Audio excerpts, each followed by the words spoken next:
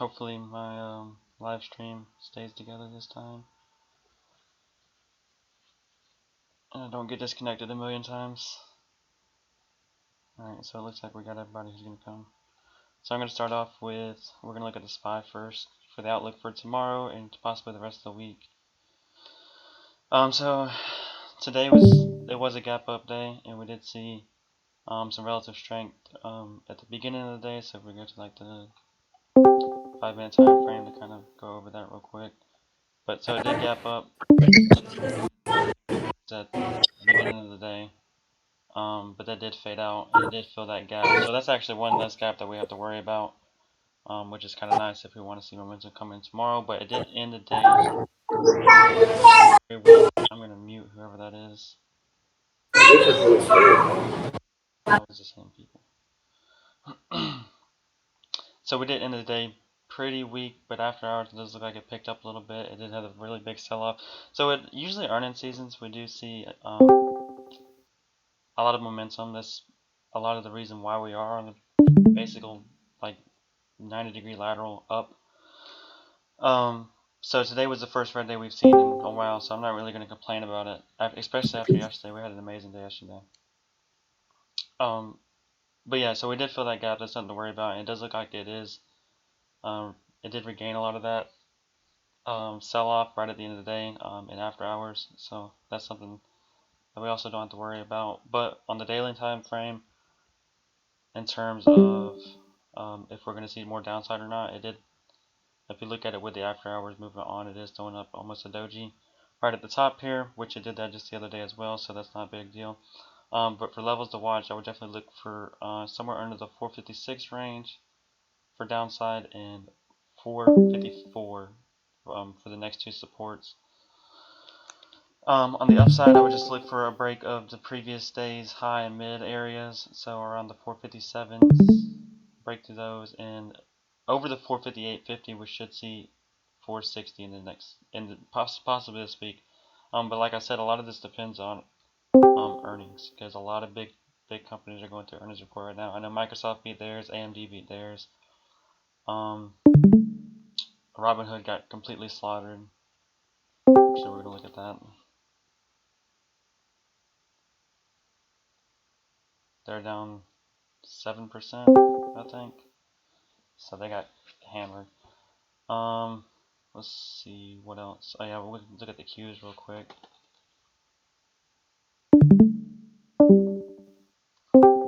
And the Qs kind of did the same thing today. They had that run up this morning. Tech did, and it's kind of just a fade out through the end of the day.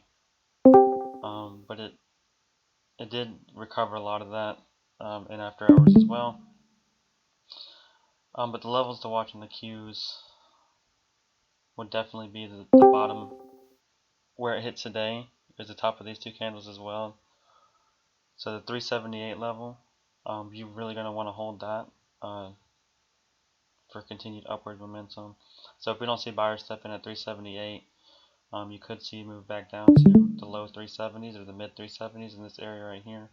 But if we do see buyers step in, now that it is at the 378, 379 level, you will definitely see 380 again, and then possibly, maybe by the end of the week, if we catch more momentum, we could see around 385. So that's something to watch out for. Alright, I will go over a couple of charts real quick. Actually, I'm going to go over, I guess, a couple of trades that we did make today. Tesla being the big winner early this morning.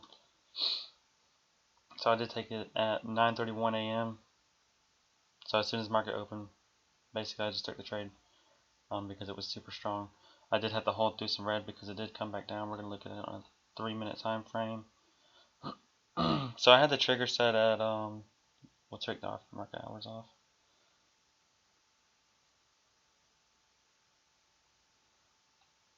I had the trigger set around, I think it was 10:32, which was around this fib right here. That's what I was going for, and we did break over. This is when I entered it. I actually entered it. It was a little bit above 10:32 because it was just skyrocketing, but then it came directly back down.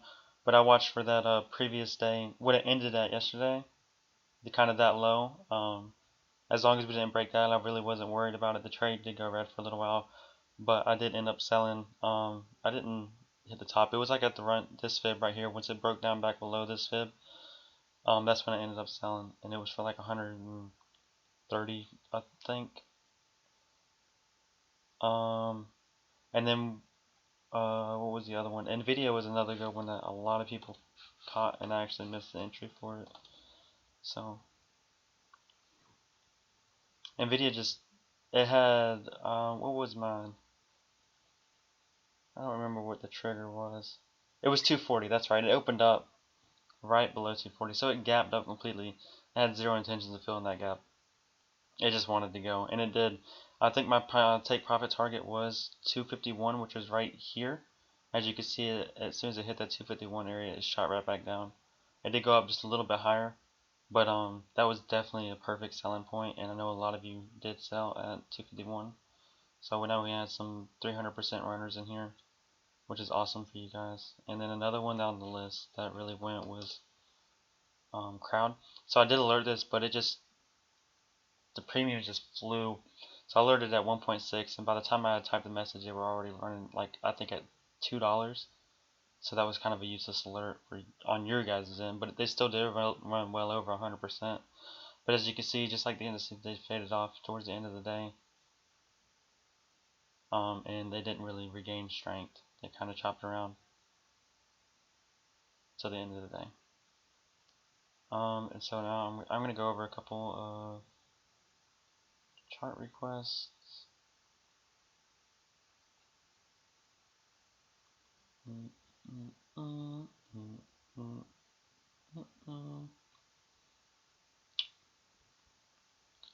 Google, yeah. Google disappointed me today, other than when it opened. It kind of just didn't do much.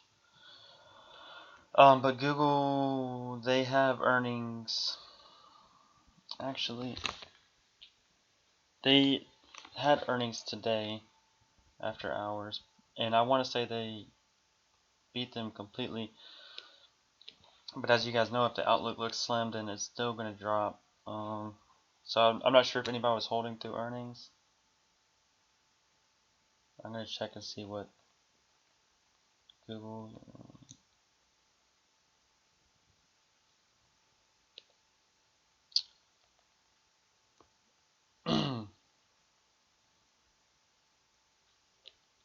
Yeah, so they did beat expectations today, but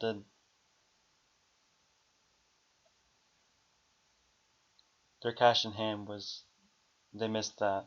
So that's some. I mean, but other than that, they'll be fine. They're not gonna. I don't think it's gonna react much to that.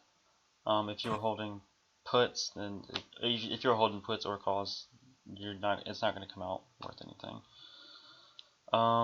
Well, on a daily perspective, we'll look at that. Even with the after hours movement, it still respected that trend line right here, as it has ever since it broke out. So I don't see it. I mean, I don't see it falling back in there. I think it's in a good spot where it is. I think we really need to break and hold above that 2800 range, which is a big psych level for it, right around here. As you can see, once it does break above that, it does tend to move, and it did the last time it did. Even here as well. So hold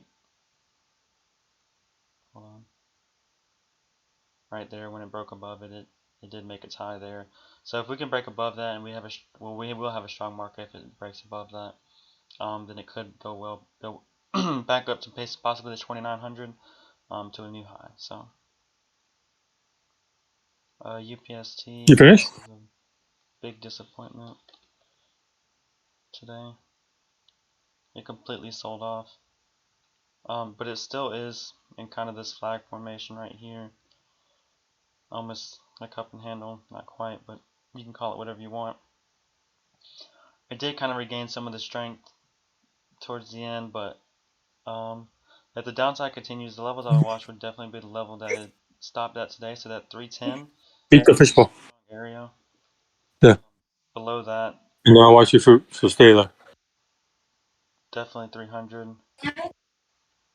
No blueberry? Alright, So hold on. If it breaks below 300, the first level it's going to stop at is probably going to be like the 280. It's going to have a lot of momentum. A lot of people take a profit if it actually breaks down below 300. That's a huge psych number for this stock right here. So breaking down below 300, you could see, unless buyers step in instantly, you could definitely see 280 as the first stop. But as far as upside goes, if buyers do start stepping in, because even with a strong market, this thing's still not going. I think it just needs a little time to cool off because it has been on a massive, massive run for a long time now. But if buyers do start stepping in, I would definitely look above this high right here, this previous swing high right here, which is around the 345 level, as my first level I would look at. Anything between today's low and that 345, I wouldn't think is worth playing.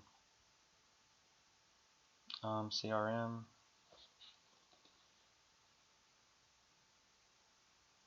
Yeah, CRM still looks it still looks fine. It's just struggling because it is at a new all-time high now. I think it's catching some profit takers, a lot of people selling. But today wasn't a good day to demonstrate it. But yesterday, we did have a strong day yesterday. But as you could tell yesterday, it only took one or two stocks to soak up the volume of the market. Yesterday, unless you were in the stocks that were running heavily like Tesla, you weren't catching much price action. So yesterday and today weren't a really good representative of how much strength this stock actually has. But I think if we do see it hold again above that 295, it did almost tick 300. So that would definitely be a level to watch. But you could play the 295 to 300. Once it's over 300, let's pull out a fib real quick and kind of look at that from a swing low perspective here. So once it's above the 300, which is the 382, you can look at 306 as being the next level, or 305 if you want to go in 310. But 306, 311 will be the fib level. So snow, yep.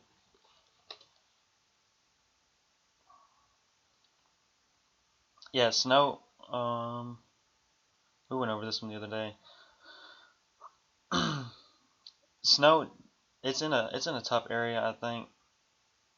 Right here it's just catching some heavy resistance, but I really think it just needs to get over 350. Is really the price that it's just having a tough time getting over, which is gonna be right around there. As you can see, it's ticked it once.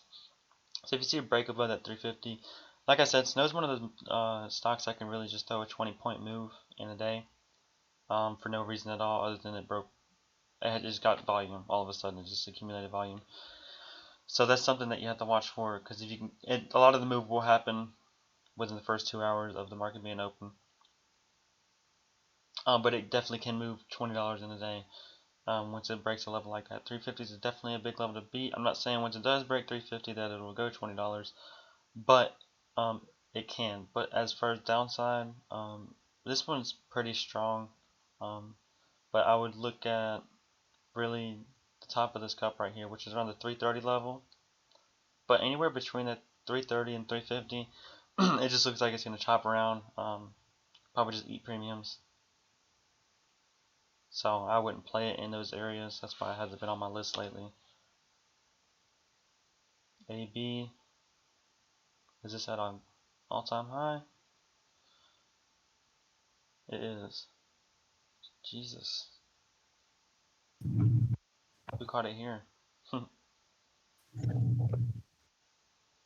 So we're going to do, since it is a high, we can look at some fib levels.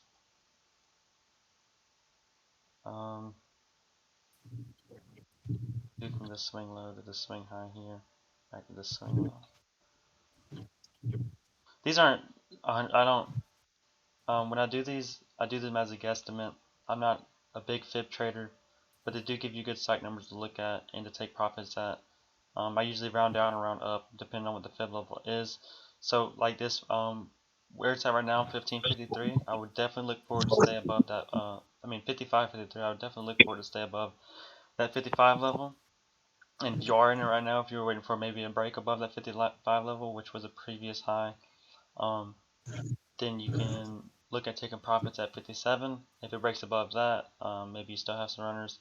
Definitely look at 59.60 area. That'll be that are the next two levels to watch. But for downside, if it does break down below the 55, I would definitely look at it taking that 53, almost 54 level right there. So that's two areas to look at. If it breaks below that, it has crazy amounts of strength. I can't see it going too much below, but it could go down to maybe lower 50s, 52, 53 somewhere, or 51, 52 somewhere around there.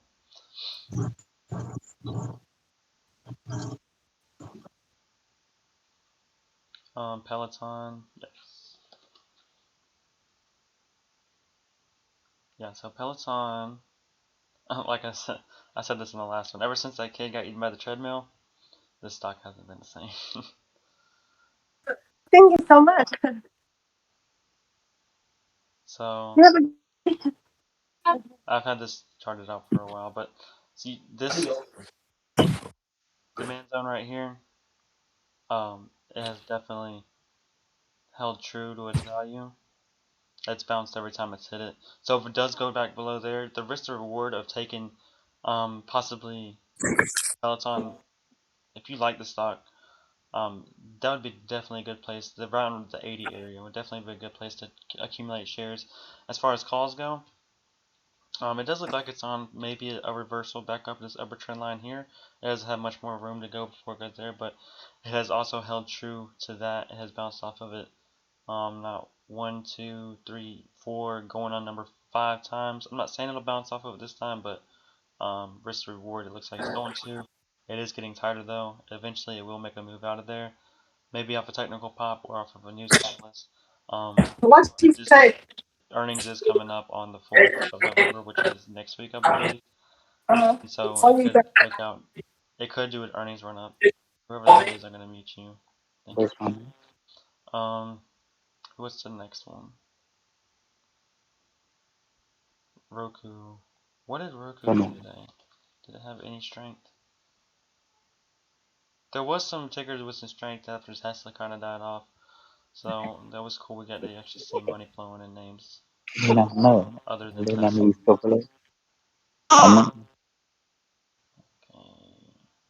Okay. Mute.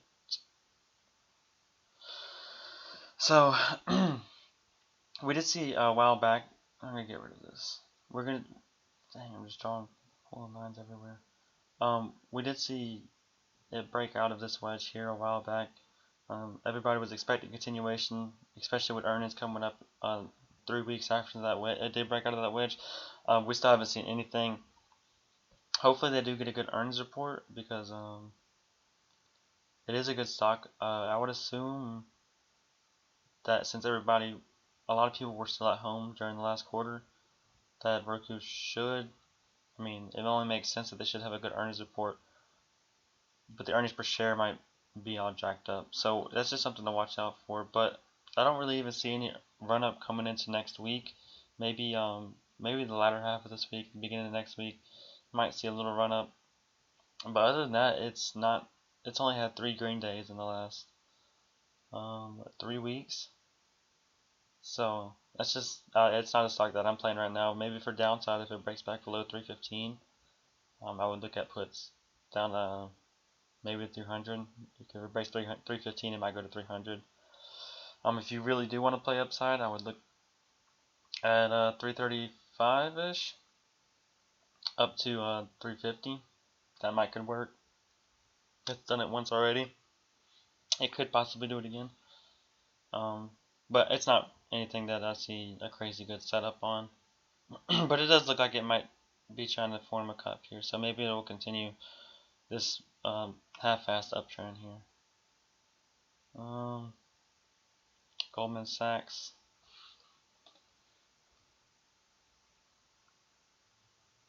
Okay.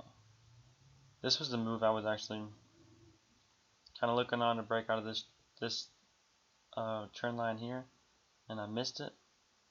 But that was a really good move. Ignore these. These are old. But it does look like, if it has not already, no, it looks like it's going to make a new all-time high very soon. I'm not exactly sure what the financials look like right now. They already had their earnings reports. So financials are still really strong. So as long as the financial sector is fine. Or, I mean, Goldman Sachs can carry the financial sector. But as far as upside, though, alright. I'm gonna say anxious. As far as upside goes, definitely look over that 420 range. So that 420 area seems to be a heavy level to for it to beat right there. As you can see, it ticked it 3 times in 3 days and couldn't get over it, and then it fell all the way back down. And it's testing it again right now. So if you do see over 420, 420.75, I would say to be exact, then I would definitely look into taking calls, but don't look to plan for too long. We can look at a fib level real quick. What was that? Did somebody say something? I guess not. So as you can see, this fib level is around the 420, 421. So after that, I would look at 430 being the next level of heavy resistance after it breaks out of 420, which only makes sense. It's a heavy level. It's like Amazon. Hopefully, so Amazon has a new CFO, CEO, whatever, instead of Jeff Bezos, and I'm thinking earnings reports coming up on the 28th, which is Thursday. That would be a great day for them stock split. I'm thinking about picking up lottos, 4,000 calls, right before earnings, because who knows, they could announce a stock split, and now would be the perfect time to do it. With Tesla, everybody going in Tesla. Not a lot of people. I mean, it's not going to affect the way the stock moves, but just like Tesla did way back when they did their stock split, it just rallied. It completely rallied. Amazon, I don't see why they wouldn't do the same thing. Who wants a $3,300 stock? Nobody. I don't want to buy a stock for $3,300. I'll buy it for $1,000. I'll buy 3 for $1,000. It's the same thing. It's not going to affect their financials, whether the stock is 1,000 or 3,000. But I think it would be really smart, and I was actually listening to people talk about it, for them to possibly announce an earnings report. I mean, a split. And if they are going to split, it's going to be, they're going to announce it then. But if they're not, then they're not going to announce it then. So I was thinking about picking up lottos for Amazon just for that sole purpose. And then maybe it happens. The chance of it happening is very slim, but it could. So, but other than that, Amazon does look pretty good. It did throw up a reversal candle right off the top of this trend line, the channel right here, and has kind of followed through with the day. It did end green today, which a lot of things did not. So kudos to them. We really need to hold that 33.75 level, I think, for a move back up to around the 34.50. But a big level that I'm watching in a lot of around 34.80 be a big level, and then the 3500 for uptrend. That's the major levels of resistance. But we are back over this volume node right here. So if we can just move over this one, which is a 3480, 3500, then it should work its way back up to the top of the big channel that it's in. PayPal, yeah. So even after, PayPal, they didn't announce it. There was a rumor going around that Pinterest, they were acquiring Pinterest for like $45 billion, which is ridiculous. Like, who would buy Pinterest for $45 billion? Nobody, right? So PayPal shut that rumor down. PayPal actually dumped on that news. That's what these 2 red days right here were. Or 3. They were dumping off of that they were acquiring Pinterest. Got it. Who's not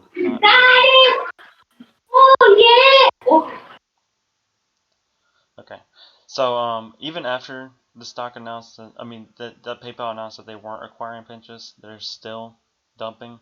So I mean, I'm not sure exactly where PayPal's bottom is, but if I had to guess, it's not far from where it's sitting at right now. Maybe 240. Maybe I could see 230s in the picture, but I really can't imagine anything less because it is a good company. I don't use them. I don't like PayPal. But them as a company, they are perfectly okay. But right around this area right here, I wouldn't think it would go below that. But I mean, I could be wrong. I wouldn't play anything until then. I'm not a big bottom ticker. I would look to accumulate shares in this area, but I wouldn't be looking to play any long calls. Or I mean, if you really want to, you could play puts like down below 240 if you really think it's going to keep going. But just know PayPal is a good company. The lower it goes, the more buyers are going to step in. I think you're going to see more buying than you are selling. So just remember that. UMC.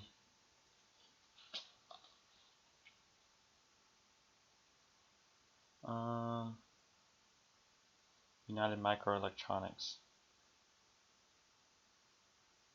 I don't think I've ever heard of this. It looks new.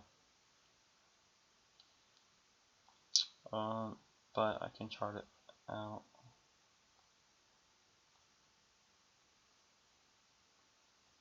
So it does look like it is in this channel right here. It has respected the lower part of this channel all the way through, and it looks like it's getting ready to bounce off again. That would be, it's a $10 stock. Okay, so it looks like it is gonna run up into earnings, which is this line right here. So if you're looking to play up to earnings, there would be a good thing. It doesn't look like it gets affected too terribly much by earnings reports.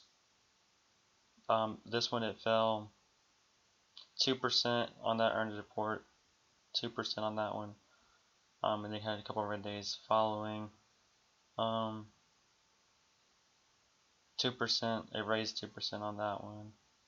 And so it doesn't look like this one reacts dramatically, probably because it doesn't have a super large following, I wouldn't imagine. But the MACD is going bullish and is bouncing off this bottom trend line here, so it would be, I mean, maybe over today's high would be if you're looking at playing. I'm not sure if this has weeklies available or not. I don't know anything about it. Maybe over the 11 level looks like a good place for short dated calls. Puts, I wouldn't think that they would be an option. I mean, you can, but I don't think they would be very playable. It looks like it has a heavy demand zone there, so I wouldn't play puts on that particularly. Unless you know anything about the stock going in earnings report, then I wouldn't. Shopify, yep.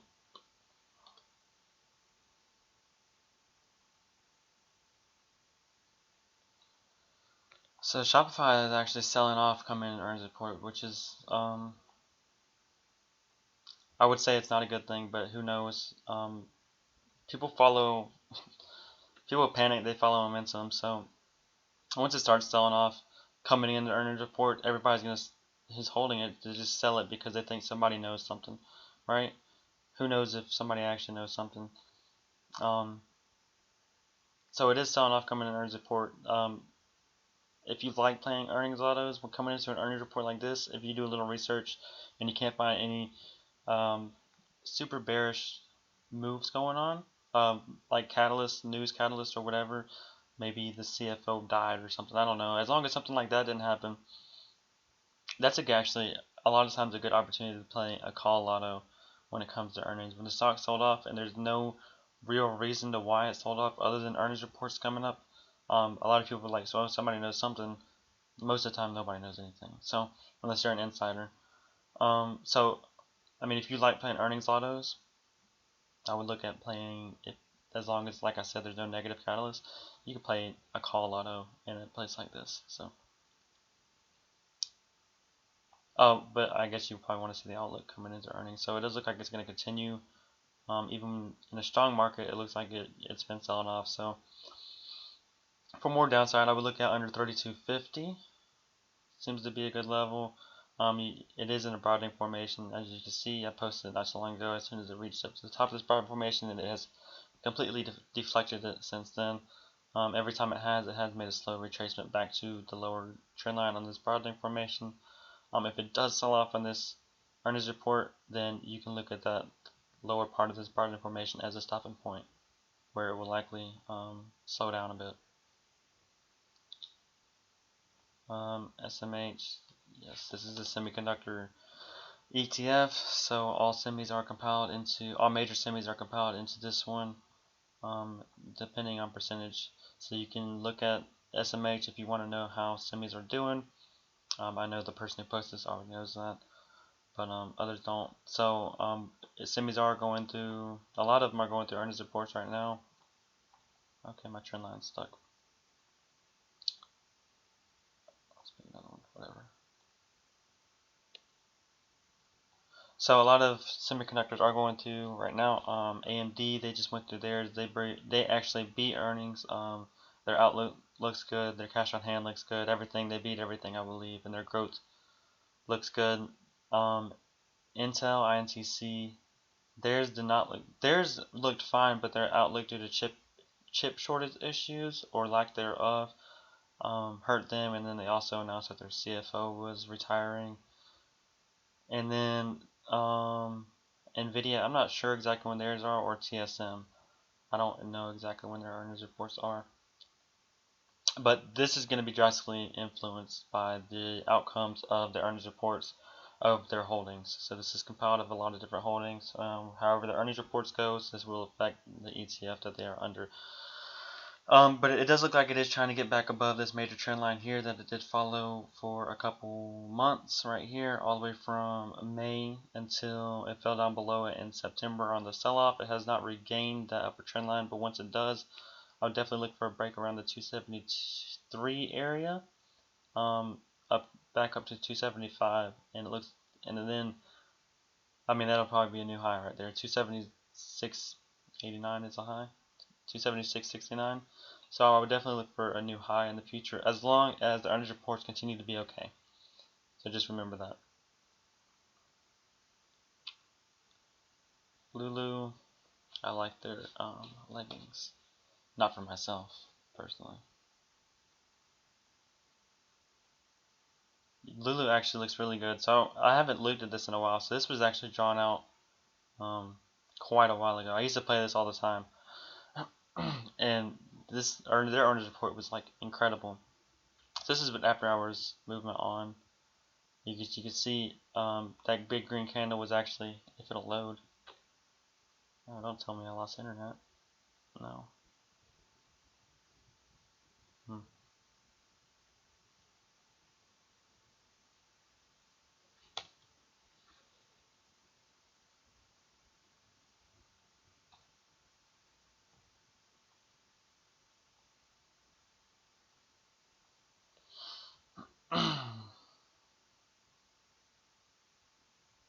Uh-oh.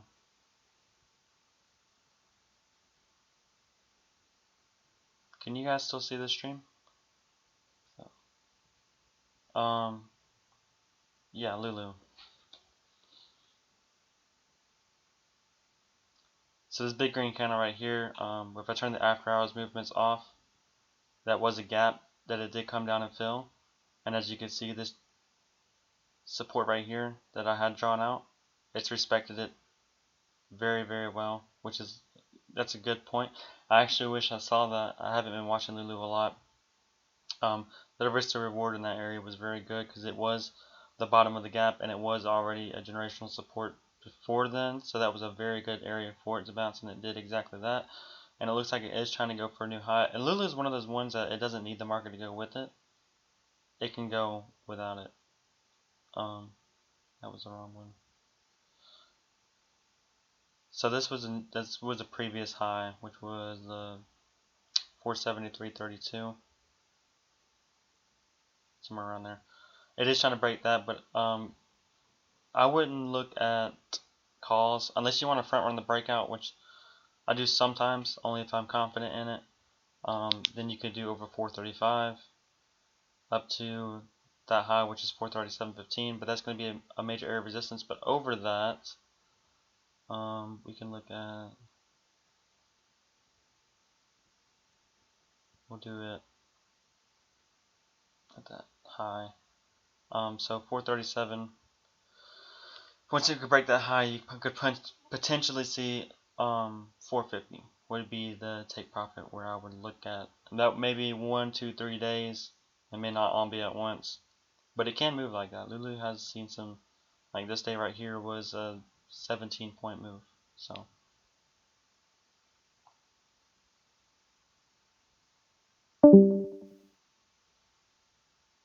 next one. X. Yeah, Steve, I can do X. How you doing, Steve? I hope you're doing well.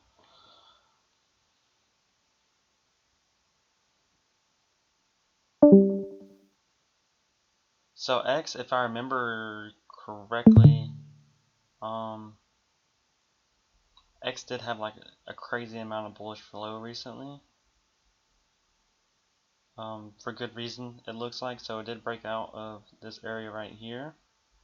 As you can tell, as soon as it broke that 23 level, it kind of just rocketed from there. But beyond that, it does look like it's struggling to break this area right here, which is the 25 area. If you are long on this, I would definitely look for a break of that 25. It is coming up to earnings report on the 28th. Now I'm not sure if that's pre or post market. You'd have to look into that.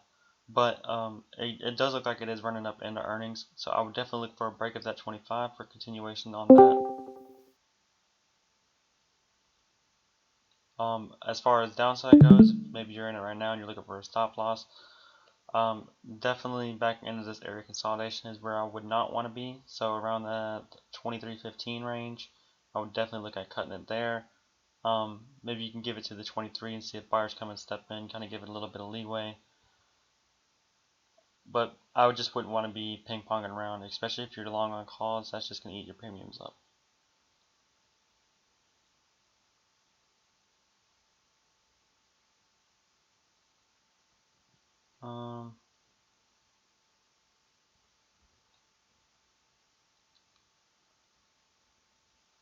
What's the next one?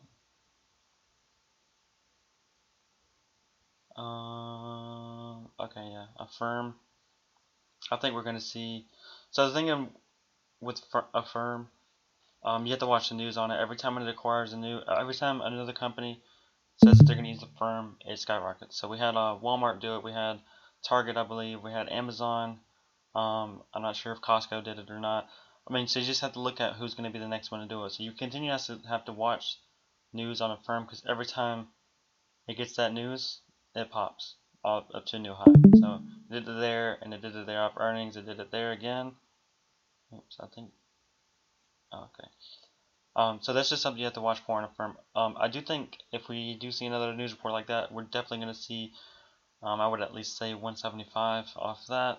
But like I said, who knows when that's going to be, if it's going to be tomorrow, next week, or 3 months out from now.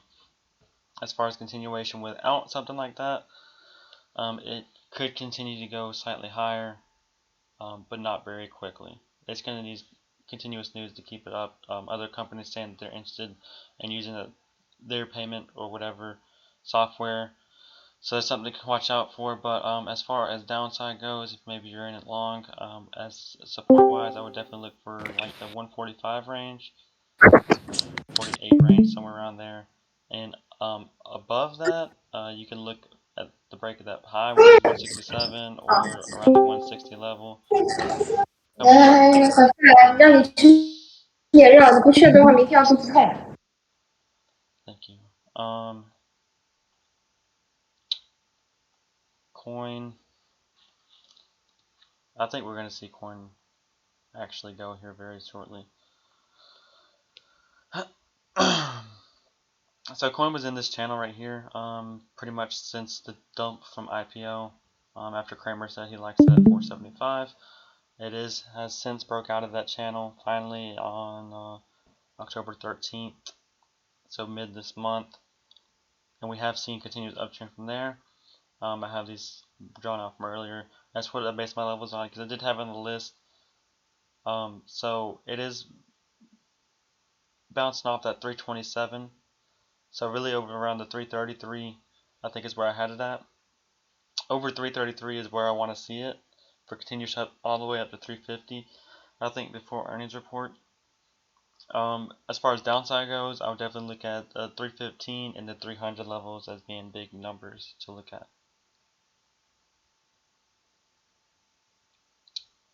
NVIDIA.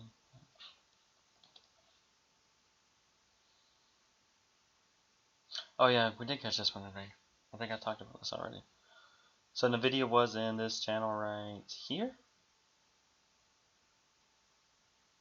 and it did make the move today. I know a lot of you guys caught it. Kudos to you.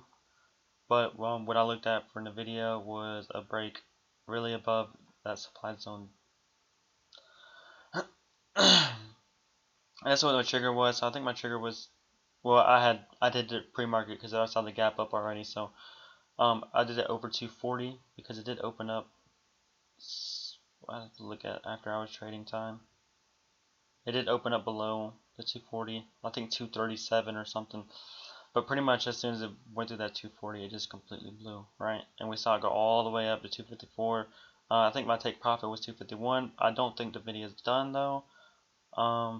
Its earnings report's not for a while, but you really got to watch other ones that sector. AMD had a good earnings report, which is good for Nvidia. They'll likely have a good one as well. If I had to guess, that's the wrong one. We're just gonna do right there. So take 251 was my take profit. I think if we do see it hold the 245 range where it's at right now and break back above that 251, we could see it go to 260, 261, possibly tomorrow. But I don't think it's gonna do that twice in this week. But we could see it very soon. So we're really looking for a hold of that 240, 245. If it breaks down below that and look for a hold of that 235, that's the one I really wanted to hold, because if not, it's going to fall back into that old channel that it was bouncing around in.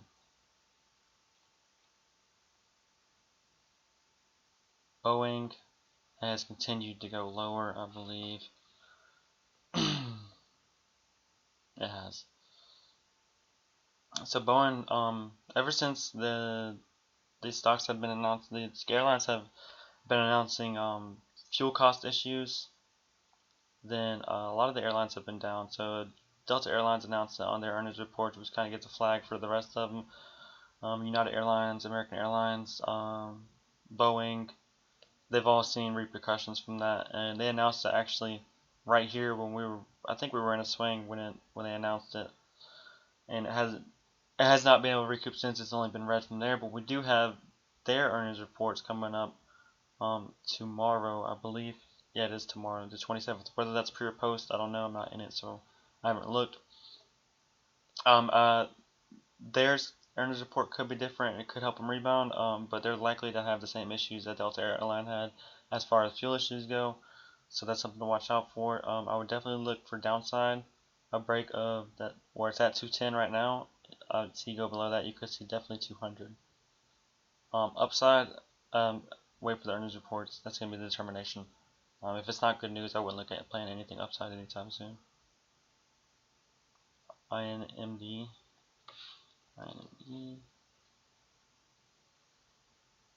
In mode.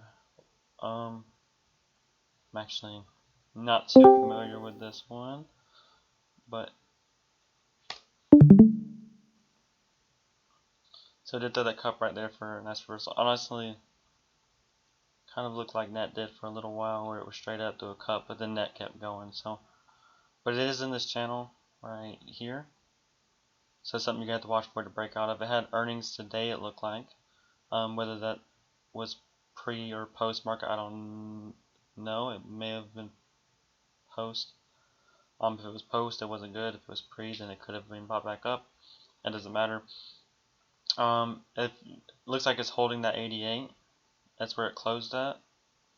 So I would definitely look for a break of this high right here, which would be around the 90 area, for continuation upwards. If you were long and you don't think the earnings report was very good, then look for a break of this lower channel, 80.27. Maybe you want to hedge with puts or something if you still believe in the stock and you have a good fill. You can hedge with puts down below the 80 area. Target. Yeah, Target actually looks. We're gonna move those. Yes. Target had a huge sell-off since the last earnings report. We're gonna take off after hours, but it has recouped a lot. So it did hit this zone right here and bounced from there. So as you can see, it was a decently strong area down here, and it bounced once again here, came in for a reversal. That would have been a really nice play if you would have caught that, obviously. As far as continuation goes, their earnings was for a little while, so that's not anything you have to watch for. I would definitely look for a break of this volume node right here, which will be around the 263, I would say 263 level right there. And then obviously a break of that high, which is the 267 level, and you could possibly see continuation up to 270. It doesn't look like it's going to slow down. It's not showing very much weakness. Even, I mean, today it showed some, but a lot of things did. Yesterday it showed a lot of strength, even when Tesla soaked up the whole market, so that was good. But yeah, I could definitely see continuation in this stock. Expedia.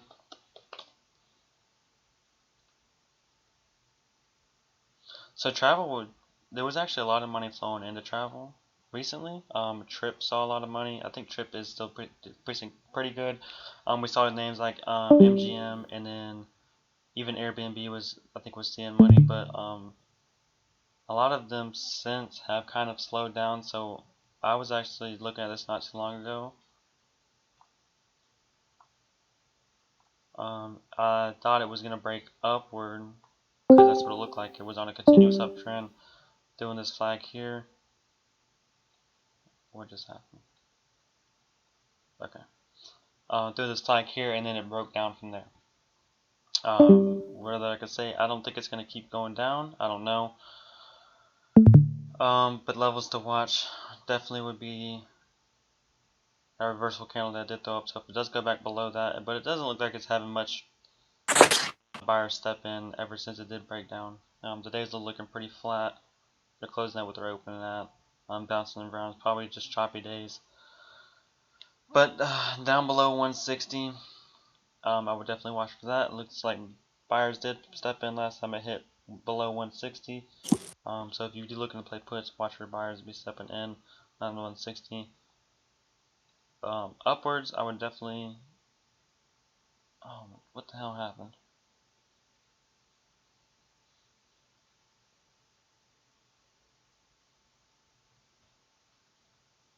I would definitely look forward to get back into this channel right here. Hopefully, I'm not a robot right now, which will be 165. Look forward to get back into that channel, and then possibly move back to the uptrend. But I don't think it's gonna do very much. We really got to see money flowing in the travel again, like it was to this uptrend right here. Fubo. Oh, we still got Fubo bulls, huh? What a shame. I have a feeling that nobody can hear me. Probably not. Probably a robot right now. Lagging, I thought so.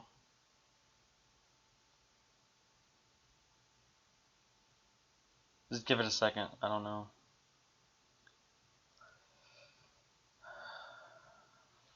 Maybe my internet here is ass.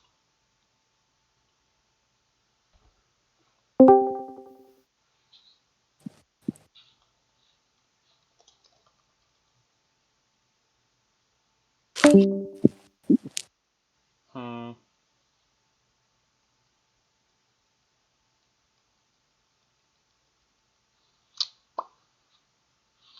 Hey, can you take your phone off the Wi-Fi? I'm not sure if that'll help.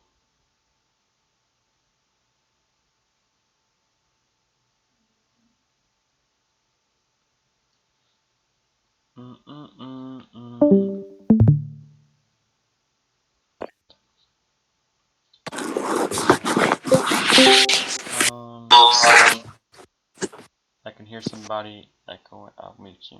Don't worry.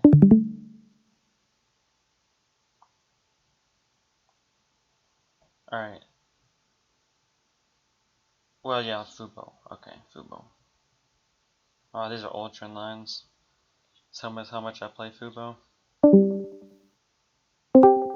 I'm gonna remove these. So Fubo does actually, I hate to say it because I'm not a big fan of Fubo. Fubo does actually look pretty good.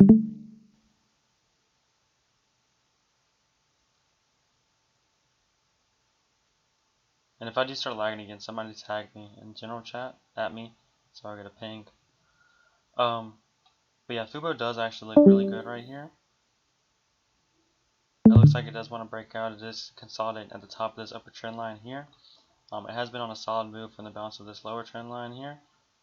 But Fubo, it moves with the market a lot, so if the market moves one way, it's definitely moving. As you can see, it had a sell-off today, or a red day I should say, as did most things. So like I said, it doesn't have a lot of relative strength a lot of times. I think the Fubo holders have extreme paper hands. But as far as upside continues, definitely look for that breaker 30 and hold above 30. But I'd specifically say the 30.5 range to get above this massive amount of accumulation right here. Because there's been a lot of accumulation right here that you have to really push through that. I think above that you could see potential upside, possibly up to $35 within a decent amount of time. So,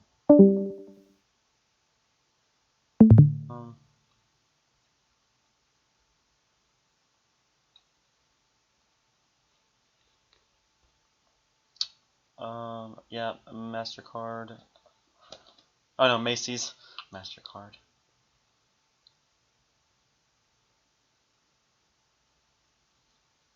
Am I lagging again?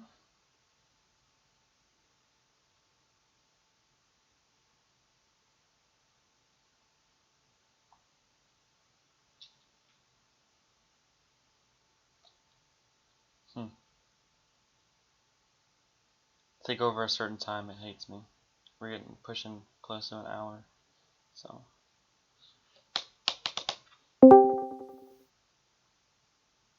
I just had to hit my keyboard.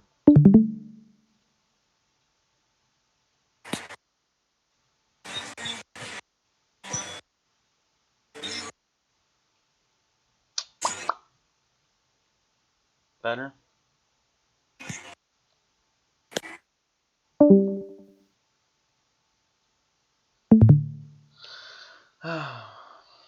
How about now? Good. Alright, so, MasterCard. Not MasterCard, Macy's. Jeez, why do I keep doing that?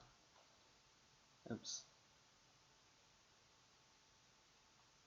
So Macy's is, as you can see, a lot of times when it does a run up like it did, like we saw, it does consolidate for quite a while before it does move back up again. I'm still holding a small portion of that trade that we made. They're still sitting well over 100%, I believe. I think like 110%. But you see, as this trend line goes up, it might go sideways until it meets that again. But we could see another pop off good news, hopefully. So I would definitely watch for that. The couple of contracts that I am holding are 100% free, so I'm not too terribly concerned about them. But I do think Macy's can go higher. Somebody posted a short interest on it, and it's like extremely shorted, so it could potentially see a squeeze, and that's kind of what I'm holding those for, because we just do still see a lot of time left. So if it does see a squeeze, then we could see upwards well over $30 if we see a Macy's short squeeze. That's never anything that I kind of hold my breath for, but since I already had, I'm not big on hype or memes or squeezes, but since I already had those contracts and I already had well more than enough profits to hedge a potential downtrend, I figured why not a few contracts, because I already cashed out over 90% of the position itself. But I don't think Macy's looks bad. I think it's just going to go sideways a little bit. But for potential upside, I think we do need to see another break back above the 2750, 2780, somewhere around there. And then this high right here, which was the 2840, so I would say 2850. And then over that, it really could see $30.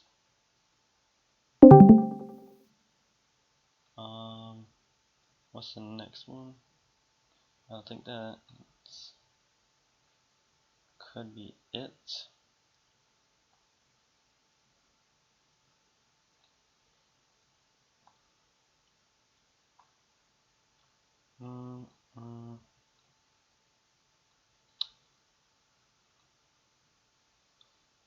Tesla.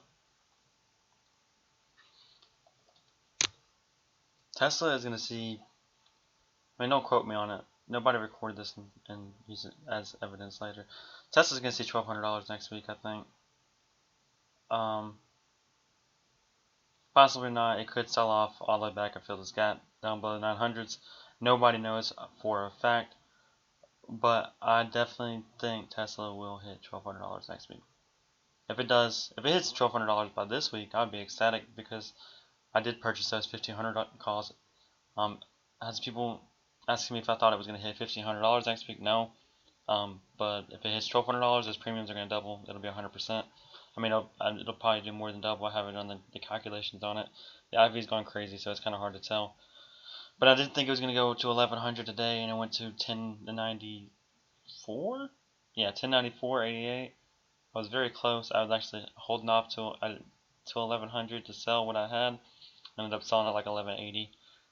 But it did bounce at the 1094. So, obviously, I would look for another break of that 1052 fib level I had mapped out that I went by earlier today. The 1031, the 1052.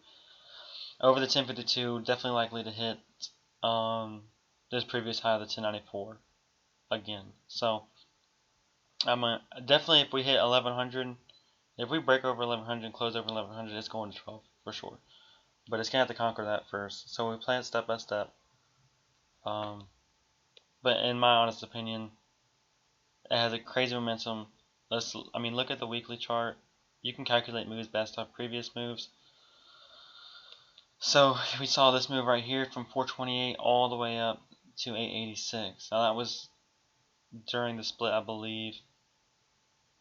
And that was just from this break right here. So that was from this break right here, which was not even as big as what we've been building up on here. Right? So this was a small area consolidation that made a 400-point move, right?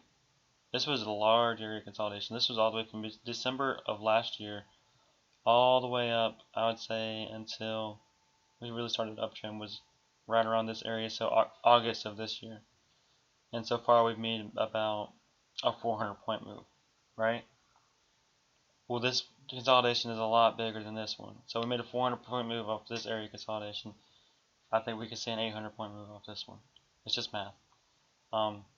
Fundamental wise, if we get another company, so Hertz was the first one, right? We saw Hertz. Hertz says that they ordered $4 billion worth of Tesla cars, right? So Hertz is just the first one. What other car manufacturers, what other car rental places are there that's going to follow right behind that? So that's things you got to take into consideration. You hear another one like that, it's going to do the same exact thing as it did now, just like Affirm is doing with all the stores that are acquiring their payment system. So that's how I look at things. Things pop off technicals, but things pop off news more. And consistent news is only going to make it go even higher. So Hertz is number one. Who's going to be next? I would assume that makes sense. It makes sense in my head. Love, yeah, that is.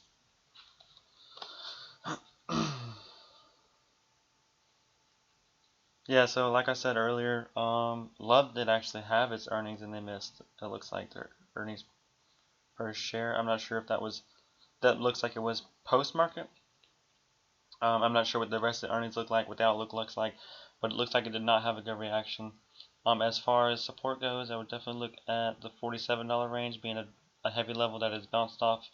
So let's chart it out. 47 is right around here. So you see it only threw shadows up above the 47 in this area of consolidation. And this is I'm sorry, I'm looking at a weekly time frame. So I'm not sure exactly when earnings came out, what day of the week they will.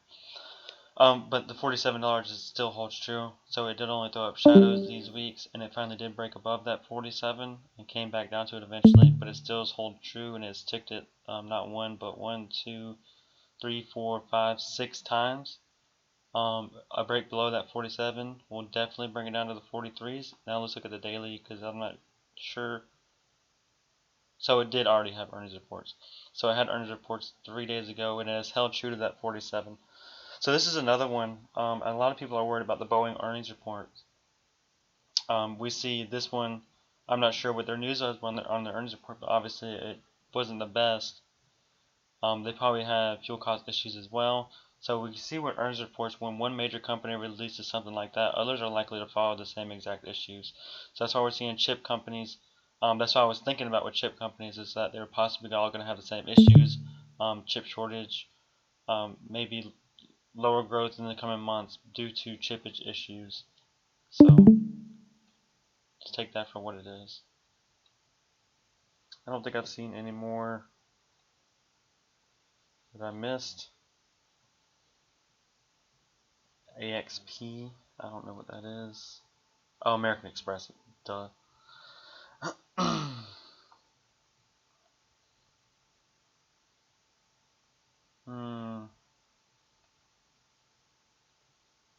It looks like they had a really good earnings report but could not hold it true. It did come back down, and you see it had a gap right here. It did fill that, so that's one thing you don't have to worry about if you're an AXP holder. Levels I would look at would definitely be for downside. If you're looking for a stop, I would look at the 180 level, which is where it's at, or 179.5. It looks like it's ticked that, and it has been definitely a heavy level of resistance that it did break over with earnings reports. As far as upside goes, a break of today's high would possibly send it back to its earnings high. Wrong thing. So a break of that 183 around the 184 level, I would say, could possibly send it back up to the earnings high, maybe 190. But if it did have good earnings reports, then it'll likely continue an uptrend. I think that's all of them. Plug, yeah, I can do plug real quick, very quickly.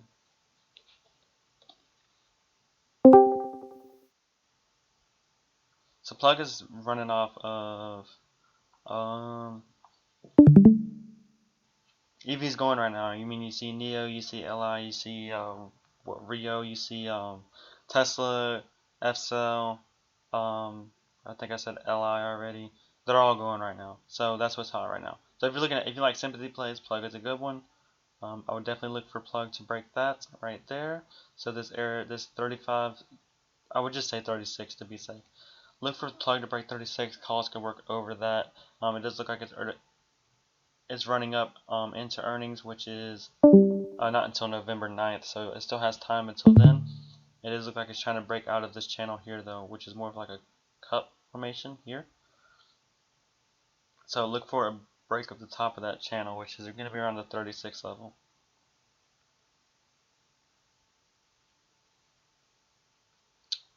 One more thing I wanted to talk about. Oh yeah, regarding. So I sent a message early in the announcements, talking about because everybody wants big gainers. You know, you see it on Twitter all day long.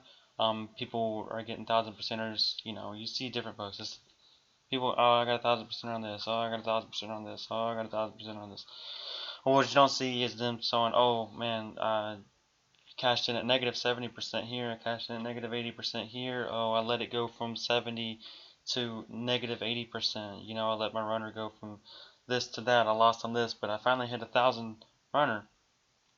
Well, that's good because that 1,000 runner probably made up for all of the losses that they've had, and that's what a lot of people look for. So I mean, it is what it is. But if you're gonna play a game like that, you can't be scared to have risk, big risk. Like I used the example, Tesla 900 calls were $13 and less last week, right? Somebody on my timeline cashed him in at $27, which is a hell of a good, that's $13 to $27. That's over 100%, 103% or whatever. That's really, really, really good, right? 103%. Well, if he would have held him until today, they ran all the way up to $196.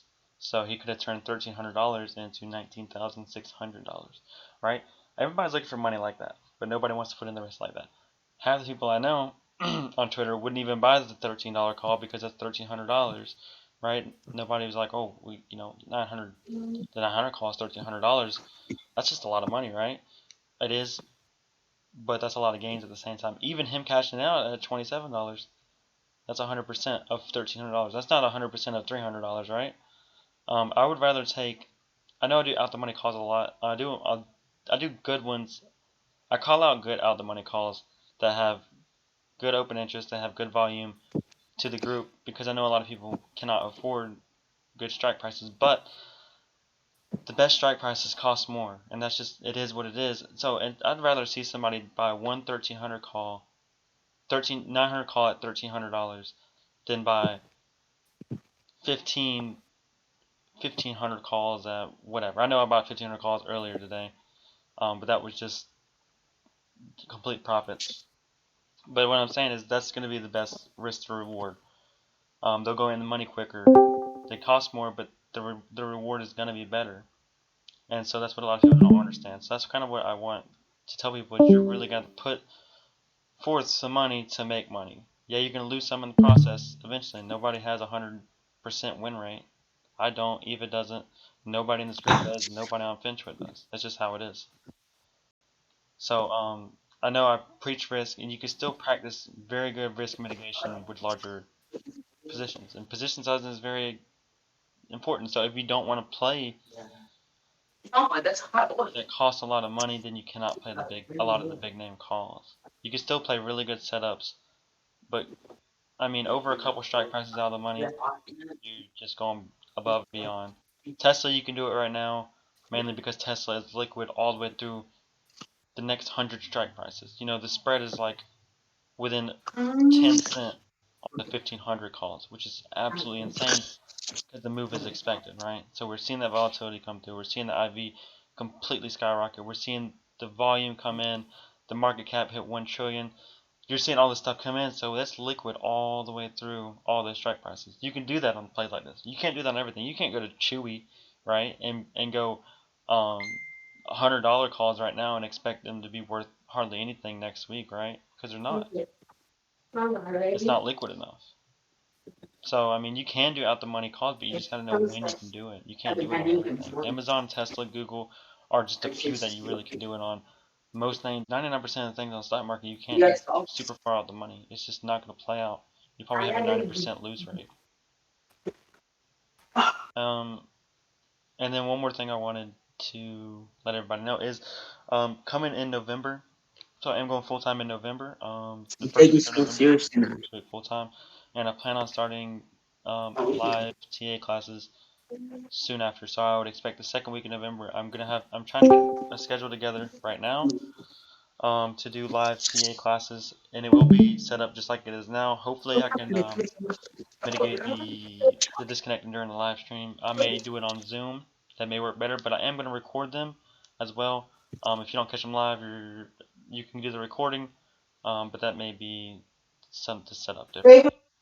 So yeah, that's what I do have set up. And other than that, I will have a watch list out for tomorrow. It may be a lot like today. I do see further upside coming, so I may have a couple put plays that can work out. UPST might be one. But I'm not looking at too much downside right now. I'm not a perma bull, but when the market is bullish, then why fight against the trend? Even good names like UPST, where you can catch some traction on short plays, the risk reward to me isn't there because they still have a really big following. The buyers can step in at any point, and they can ruin your put plays. I mean, there's more upside than there is downside right now. So why spread your money thin and try to go against the grain? It doesn't make sense in my opinion, right? How do you find your plays? Just like I did right now. So the way I charted it everybody's chart request out, I do that for myself. And then I just, whatever looks good in my head. I mean, and then you just have to look at what's running in the market, what has volume, what has been continuously going up, what has been continuously going down. Maybe you want to play short. Like I did, we saw what we've seen recently a lot. UPST has been on a continuous uptrend for the last couple weeks, and it's cooling down now. It is going to hit a bottom very soon. Do I know exactly where the bottom is now? That it is going to break out of the flag at this point, right? Then you got coin. Coin is going along with Bitcoin. Bitcoin is now in its own ETF or whatever the fuck that is. I'm not big on crypto, but coin's going as well. So money's flowing into coin. Tesla. You don't really have to look at technicals. Maybe throw some fibs up there, but just to have your levels. But you see Tesla go, you jump in. It's not going to stop. If it does pull back, make sure you have your risk in check. What's another one? Affirm is going to go again. You just got to give it time. Google just had amazing earnings report. Google's going to be on my list tomorrow. It's likely. I didn't have amazing, but they beat earnings. It wasn't like astronomical, but they're going to continue the uptrend that they've been on for years now. So Amazon. I mean, Amazon's it's gonna pop before or after earnings report. You just have to look at that. There's a lot of money flowing into Amazon, but Amazon and Tesla, a lot of times they don't run at the same time. So a lot of money's flowing into Tesla right now, and people are trying to play Amazon. Why are you trying to play Amazon when Tesla's going? Put money where it's going, right? If you're playing these short-term plays, put money where it's going. If you're playing these long-term plays, put money where you think it's gonna go, right? It just makes sense.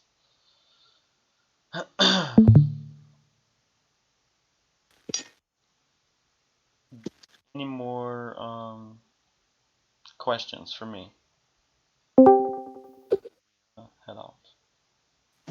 Hope I haven't rambled on too much. Sometimes I get excited.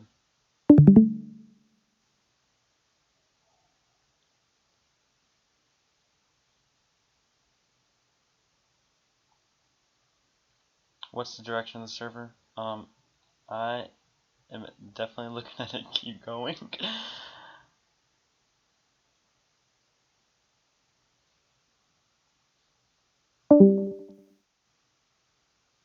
Definitely looking at implementing a lot more bots.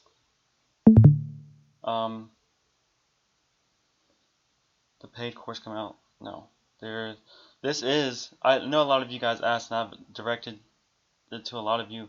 This is probably going to be paid at some point, especially once I quit, because I'm putting 100% of my time into this. But the people that have been here, it's going to be grandfathered cheap rates. And the people that have been super active, I've already upgraded them to Eastside members. That won't have to pay anything because I appreciate you guys' support a lot thus far. But I'm putting a lot of time into this, which I don't mind. But I would like to do things like the TR Algo Flow. I would like to incorporate the unusual whale. The TR Algo Flow is like hundreds of dollars a month just for the bot. Whales is, I think their thing is like 99 if you can do it with the bot, and then you have different option flow bots that I would definitely want to implement in. So I definitely want to put this out there, and on top of that, I want to give a lot of my members, a lot of people's handicap, it seems, is that they have the knowledge in the sense to trade, but they don't have the equipment to trade on, right? Finding plays is one, yes. But when you're trading, if you can look at more than one screen at a time, that already puts you 100% ahead of the person who's sitting there looking on their phone to trade. I mean, mobile trading has been revolutionary for the market itself, but to be able to do it successfully, you really have to be able to look at, I would say, at least a laptop and another screen. And that's something I want to be able to provide people. I want to be able to give away stuff like that. I want to be able to put that money in, and I want to put that money in to be able to give away things like that. Maybe a headset, or a microphone, a new mouse that has, like I have a Razer mouse that has digits on the side of it that I use as hotkeys. And maybe a new laptop, depending on, if I get a good amount of people in here, a whole new laptop, like the new Asus gaming laptops that I actually just had one not so long ago. Curved monitors, maybe a whole actual setup.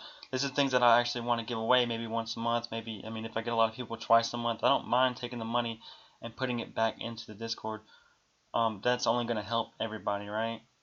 And then I am quitting my job, but it's coming to the point where I'm replacing it with this. You know, I do this a lot, which I don't mind it. I completely enjoy it. I'd much rather do this than go to a dialysis center and stab somebody with a really big needle, which I enjoy patience and all that, but it's monotonous. It does. I would like to be, you know, also my time to be accounted for as well, since I do look at being there all hours of the day as soon as my job's like, because my last day is Saturday. I'm done after that. So come next week, I'm here 100% of the time. There's not going to be any days where I have to put announcements. Hey guys, sorry I'm going to work. I won't be available from these hours to these hours. Hey guys, sorry I had to get up for work. I won't have a watch list. There's going to be none of that. It's going to be me pre-market, me during the market, me post-market. New watch list every night. Advice throughout the day. I want to focus on education. I'm gonna get another person here just like Eva is. Eva isn't free, right? Eva's a service. Eva's a service for me. I bring people like Eva in to help when I'm gone, because I've been gone in absence of work. So to keep it active, I've been paying people like, you know, Eva is not free. Eva's very good. I appreciate Eva very much. But she doesn't want to do this for free for everybody, you know. She's doing it for her benefit as well. She doesn't mind helping people. But Eva is somebody that helps keep everybody active in my absence. And I want to bring more people in like that gives you guys more activity, more exposure to different styles of trading.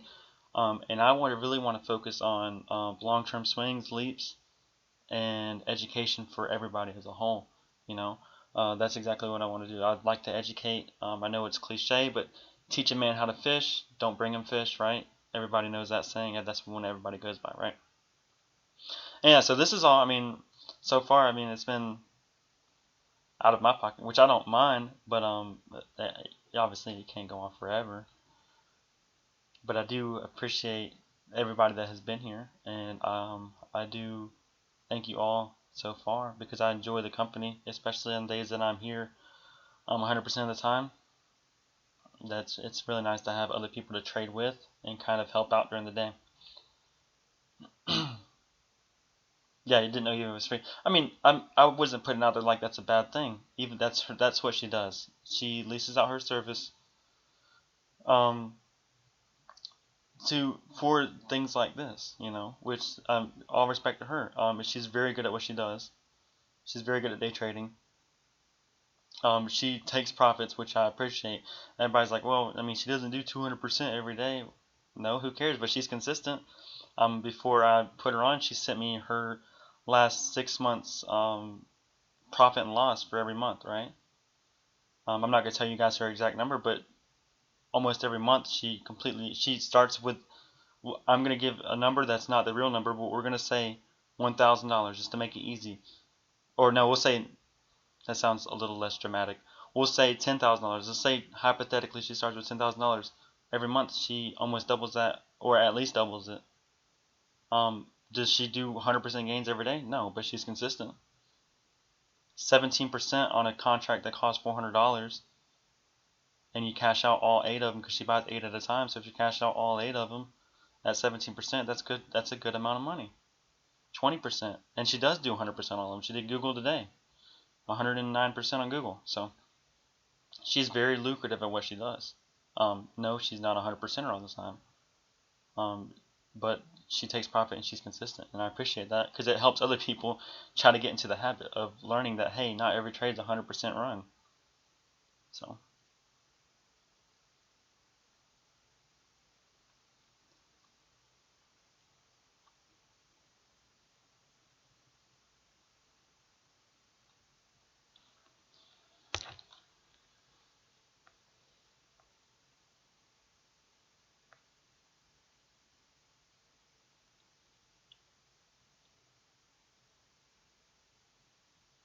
I see some people typing. Once you're full time, yeah, I actually am considering. So I'm looking at ways to be able to do that.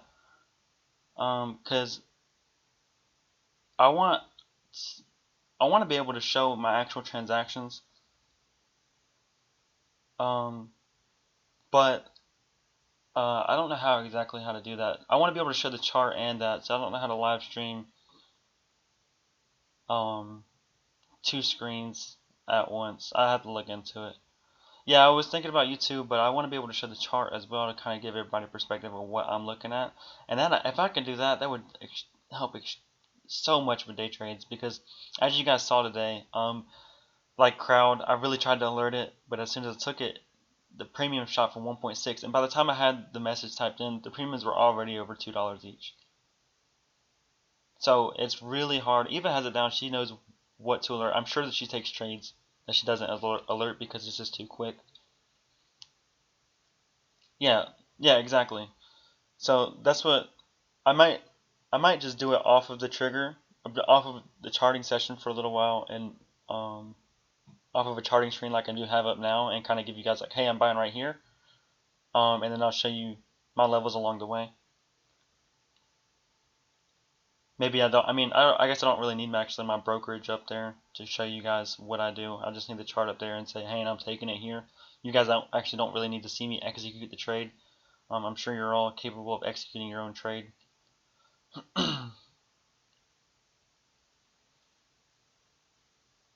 do you contribute and pay? I'm actually working on a website right now, but I'm gonna have everybody that's in here. It's gonna be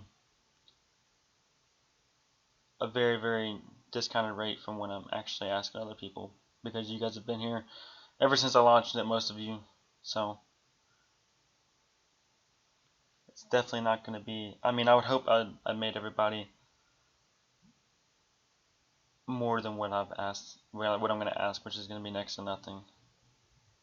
Even, I mean, there's competitors out there. You have to look at charting options, which I love all these people. Charting options, GAA, Data Warrior, Albert, they all have their own services, and I can guarantee you mine's going to be cheaper than all of theirs. So that's just something to watch out for. And I love all of them. I'm not down in any of them, but business is business.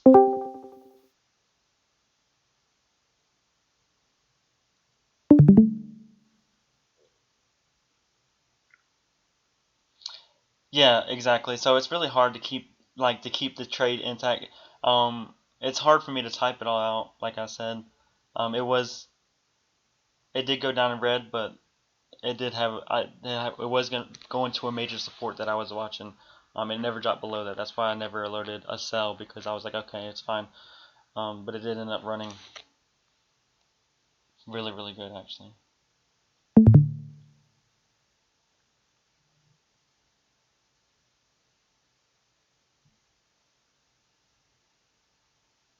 Thank you. I appreciate that very much. I assume I'm going to probably get some hate mail once that does go that direction, but it is what it is. I mean, it's money that I want to put back into the system, so.